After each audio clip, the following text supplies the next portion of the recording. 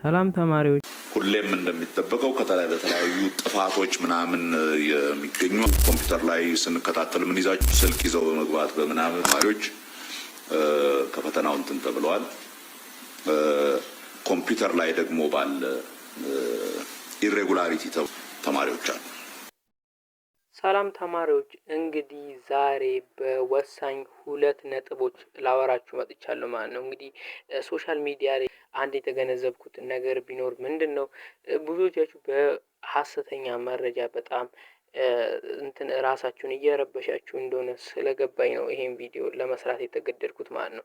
እንግዲህ እንደነገርኳችሁ ዛሬ በሁለት ወሳኝ ነጥቦች እናወራለን። መጀመሪያ ምንድነው በኤአይ ወይ ደግሞ በኮምፒውተር አንዳንድ ቴክኒኮች በመጠቀም በቻትጂፒቲ ምናምን ስንሰራ የነበረን ተማሪዎች እና ሰሚት ሳናረግ የዘጋብን እና ደግሞ ከዛ ውጪ ደግሞ አንዳንድ ተማሪዎች አሉ እየተፈተኑ ኔትወርክ ምናምን በኔትወርክ ብልሽት መብራት ምናምን ጠፍቶባቸው ምናምን አንዳንድ ችግር የገጠማቸው ተማሪዎች አሉ እና እሱ ነገር እንዴት ነው ፈተናው ላይ ወይ ደግሞ ሪዛልታችን ላይ ኤፌክት ወይ ደግሞ ጉዳት ይኖረዋል የሚለው ነገር ላይ ካለው እንዴት እናስተካክላለን የሚለው ላይ እናወራለን።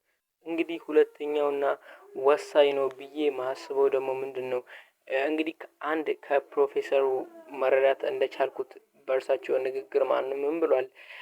የኮምፕሌን መስጫ ወይ ደግሞ የቅሬታ መስጫ ቦታ እንግዲህ ዌብሳይቱ ላይ ክፍት እንደሚደረግ ተናግሯል። እንግዲህ ከዚህ ምን መረዳት እንችላለን? ከባለፈው አመትም አንፃር ማለት ነው ብልሽት መኖሩ ማይቀር ነገር ነው። አይቀሬ የሆነው ነገር አንዱ ብልሽት ነው። እንግዲህ እሱ ነገር እንግዲህ ብዙዎቻችን ብልሽት ሊያጋጥመን ይችላል ቢኮዝ በኦንላይን ስለሆነ ማለት ነው ነገርየው የምናወራው እንዴት ነው ያን ነገር የምናስተካክለው ካጋጠመን የሚለውን ነገር በሰፊው የምናወራ ይሆናል ማለት ነው። ለዚህ ቻናል አዲስ የሆናችሁ እንግዲህ እንደዚህ አይነት ጠቃሚ መረጃዎችን ከዚህ በኋላ እየሰራው እለቅላችኋለሁ ማለት ነው።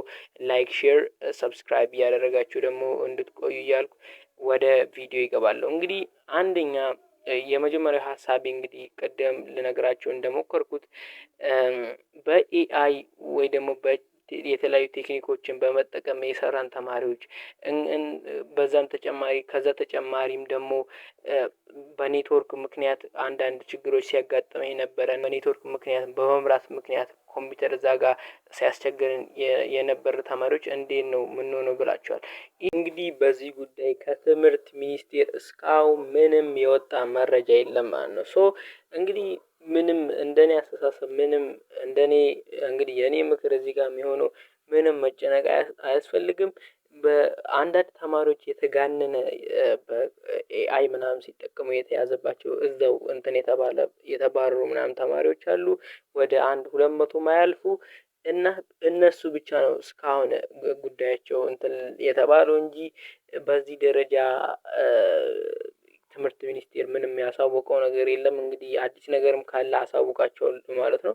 እንግዲህ ወደ ሁለተኛው ጉዳያችን ስንገባ እና ወሳኝ ብዬ ያነሳሁላችሁ ደግሞ እንግዲህ ከባለፈው አመት ኤክስፒሪየንስ ለመናገር ያክል ኢቭን የስፔሻል ቦርዲንግ ስኩል ተማሪዎች እንግዲህ ፊዚክስ ውጤታቸው በጣም ተበላሽቶ ነበር። እንግዲህ እኔ እንደ ምሳሌ ነው እንጂ ያነሳሁላችሁ ብዙ በኢትዮጵያ እንደዛ የተበላሸባቸው ተማሪዎች ነበሩ ጓደኞቼም ስላሉ ማለት ነው። እንግዲህ ባለፈው አመት በጣም ስህተት የነበረው ሳብጀክት ፊዚክስ ነበር እና ምንድነው ስህተቱ ከመቶ አሁን ለምሳሌ ፊዚክስ ሁላችንም እንደምናውቀው 60 ጥያቄ ነበር።